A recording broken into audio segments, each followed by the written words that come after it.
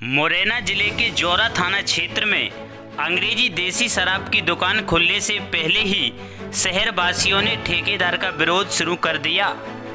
दरअसल जौरा थाने के ठीक सामने अंग्रेजी शराब और देसी शराब की दुकानें संचालित हैं, जिनके पास हनुमान मंदिर स्कूल सहित एक प्राइवेट अस्पताल भी है, जिसके चलते वहां के लोगों को बड़ी परेशानी का सामना करना पड़ता है। नियम अनुसार भी इस तरह की सार्वजनिक स्थलों के 100 मीटर के दायरे में शराब की दुकान नहीं होना चाहिए, जिसके चलते लोगों ने ठेकेदार की शिकायत मुरैना कलेक्टर और आबकारी अधिकारी सहित संबंधित अधिकारियों से की है। जौरा इलाके में कुछ समय पूर्व छेरा गांव में जहरीली शराब पीने से 28 लोगों की मौत हुई थी।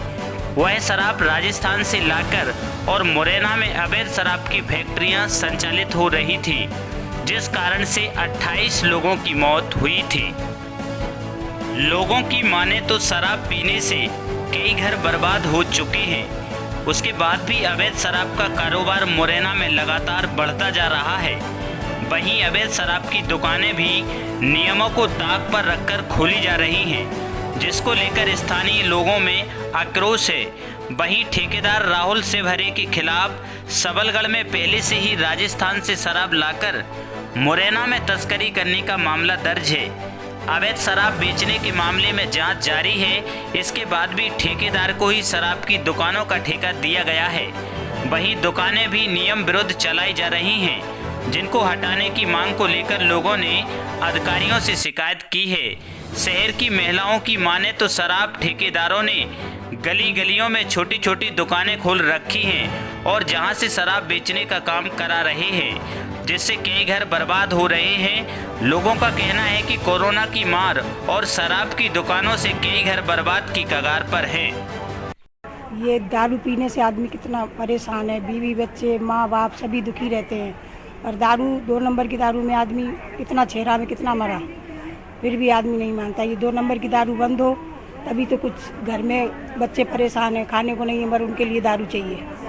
हम उनका विरोध करेंगे, उनके ठेके बंद कराएंगे। जो 1 नंबर की दारू है वो चल रही है, चलने दो, 2 नंबर का नहीं होना चाहिए। अब ठेकेदार को 2 नंबर की दारू से कुछ इनकम होती होगी, हाँ इनकम तो बेचते हैं वो लोग। विभाग में आवेदन दिया है, शिकायत की है कि साहब जो शराब ठेकेदार है राहुल सेवरे, उसके खिलाफ सबलगढ़ थाने में मुकदमा दर्ज है और जहरीली शराब का। और इन लोगों को सरकार ने कैसे रिन्यूअल कर दिया इनका ठेका। और दूसरा जो 28 लोग उसमें मारे गए थे छेरा कांड में, तो उसमें भी इनका बहुत बड़ा हाथ था। उसमें से राजनीतिक दबाव में आके ये सब लोग बच गए। बल्कि राहुल सेवरे के खिलाफ FIR दर्ज होना चाहिए था उस प्रकरण में, क्योंकि यहाँ जो शराब जितनी भी लाई जा रही है बाहर से, राजस्थान की है, कहीं से भी जहरीली शराब बना के ये लोग बेच रहे हैं। इनको ठेका दिया हुआ है सरकार ने, उसके बावजूद भी ये शराब ठेकेदार की जगह शराब माफिया बन चुके हैं। तो इनके खिलाफ कार्रवाई की जाए और इनके फर्म को ब्लैक लिस्टेड किया जाए। दुकान पर रख के बेची जा रही है, ऐसे बेची जा रही है जैसे किराने के सामान का परचून बेच रहे हैं ना। उस हिसाब से गांव गांव में, शहर शहर में, गली मोहल्लों में, मानो पूरे ज़िले के अंदर ऐसी स्थिति पैदा कर दी है कि आदमी का जीना हराम हो गया है। जौरा में शराब की दुकान चला रहे हैं ठेकेदार। मैंने शिकायत की है, आज तक अभी तक इन लोगों ने कोई कार्रवाई नहीं की है। आज उन लोगों ने दुकान खोल के वहीं शराब बेच रहे हैं। इससे जनमानस पे कितना प्रभाव पड़ेगा, ये चीज़ प्रशासन को समझनी चाहिए। आबकारी अधिकारी की माने तो उन्हें भी शिकायत प्राप्त हुई है और इस मामले को लेकर वह जांच कर आगे की कार्रवाई करेंगे। उसी के साथ राहुल सेवरे के ऊपर मामला दर्ज होने के बाद भी शराब की दुकान आवंटन होने की बात पर उन्होंने साफ कहा, यह मामला पुलिस की जांच में चल रहा है। वहीं जौरा में जो ठेका हुआ है वह दूसरी फर्म के नाम पर हुआ है। जांच में जैसी भी होगा कार्रवाई उसके आधार पर आबकारी विभाग भी करेगा।